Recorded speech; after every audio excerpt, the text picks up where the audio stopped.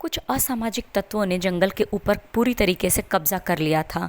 इसी के चलते हम बेरबस ही जंगलों की तरफ बढ़ चले और यहाँ आने के बाद हमें कुछ आवाज़ें बम्बा बम्बा जम्बा जम्बा डुम्बा डुम्बा सुनने को मिली।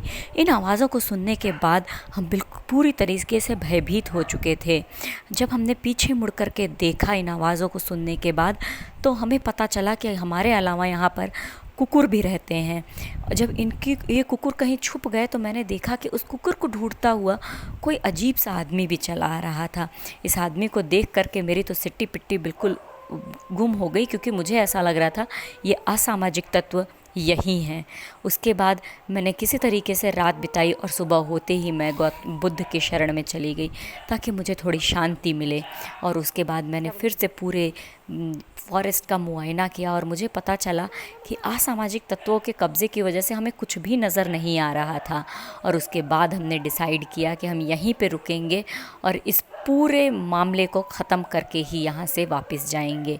इसी के दौरान हमने ये डिसाइड किया कि हम अंदर की तरफ भी जाएंगे और जा कर के ये इन्वेस्टिगेट करेंगे कि ये सारी चीज़ें आखिर शुरू कहाँ से हुई थी। तभी हमारी मुलाकात वहाँ के चौकीदार से हुई। उसने ये बताया कि ये जगह जो है ये मैक्सिको से 1400 किलोमीटर दूर है। मैक्सिको से ये सारी चीज़ें शुरू हुई थी और वापस से इंडिया में वापस आ गई थी। हालांकि ये सारी चीज़ें मुझे कहीं से भी सही नहीं लग रही थी, लेकिन इस पे भरोसा करने के अलावा मेरे पास और कोई उपाय भी नहीं था।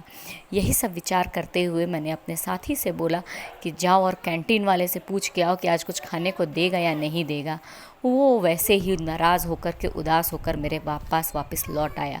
मैंने कहा इस जगह पे ज़्यादा देर रुकना ठीक नहीं है, क्योंकि जगह दिन पर दिन भारी होती जा रही है। और हम तुरंत वहाँ से बाहर की तरफ निकल गए। बाहर निकलने में समय तो काफ़ी लगा, लेकिन उसके बाद भी हमें लगा कि चलो हमारी जान तो कम से कम बच गई, और अगर जान बच गई तो आगे का मिशन भी ज़रूर हम सक्सेसफुली कंप्लीट करेंगे। लेकिन ये क्या, आधे रास्ते में ही हमें पूरी धरती हिलती हुई सी दिखी और उस धरती के हिलने के बाद पानी की एक धारा बह निकली। इस पानी की धारा से मैंने अपने मुंह को धोया और अपनी पुरानी यादों को वहीं छोड़ करके और हम आगे की तरफ निकल पड़े। अपनी पेट की भूख को शांत करने के लिए हम इस पीले आदमी के पास बैठे और आज का व्लॉग यहीं ख़त्म कर दिया। मिलती हूँ नेक्स्ट व्लॉग।